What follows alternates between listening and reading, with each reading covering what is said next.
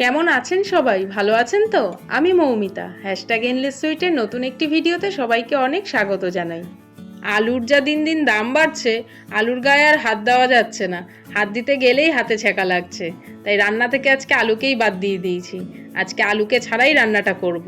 আজকে বানিয়েছিলাম শাহি এগ কোরমা। হাতে যদি সময় কম থাকে খুব সহজেই চটজলদি বানিয়ে নিতে পারেন এই শাহি এগ কোরমাটা। খেতেও যেমন খুব ভালো হয়, খুব তাড়াতাড়িও রান্নাটা হয়ে যায়। তো চলুন আমি কিভাবে শাহি এগ কোরমাটা বানাই দেখে নিই। ভিডিওটা স্কিপ না করে পুরো দেখার অনুরোধ রইল।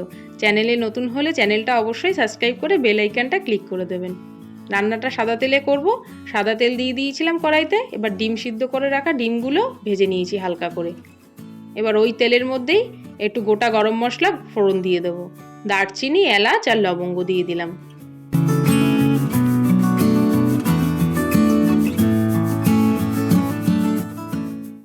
এইবার পেস্ট করে রাখা মশলাটা দিয়ে দিলাম।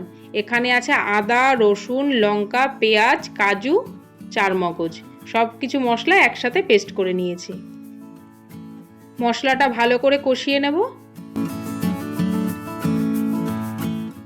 এইবার একটু অ্যাড করব কাশ্মীরি লঙ্কার গুঁড়ো, আর দিয়ে দেবো স্বাদ অনুসার একটু লবণ।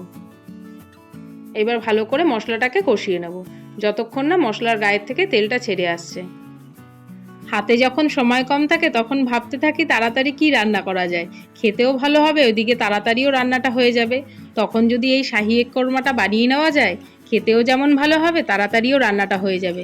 একবার এইভাবে বানিয়ে দেখবেন। চলুন মশলাটা এবার কষিয়ে নিই ভালো করে।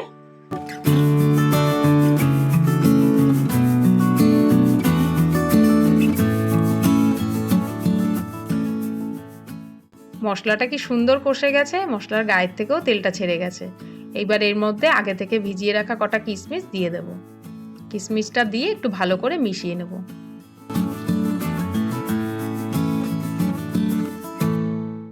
এবার একটু গরম জল অ্যাড করে দিলাম। গ্রেভিটা ফুটে আসলে ভেজে রাখা ডিমটা দিয়ে রান্নাটা অল্প আঁচে আস্তে আস্তে হতে দেব। রান্নার ভিডিওগুলো আপনাদের কেমন লাগছে অবশ্যই কমেন্ট করে জানাবেন। আর নতুনত্ব কিছু রান্না যদি আপনারা দেখতে চান সেটাও আমাকে কমেন্টে জানাতে পারেন। আমি চেষ্টা করব সেই রান্নাগুলো আপনাদের করে দেখানোর। গ্রেভিটা ফুটে এসছে, এইবার ভেজে রাখা ডিম দুটো দিয়ে দেব। একটু ভালো করে গ্রেভির সাথে ডিম দুটো মিশিয়ে নিয়ে বেশ কিছুক্ষণ রান্নাটা হতে দেব।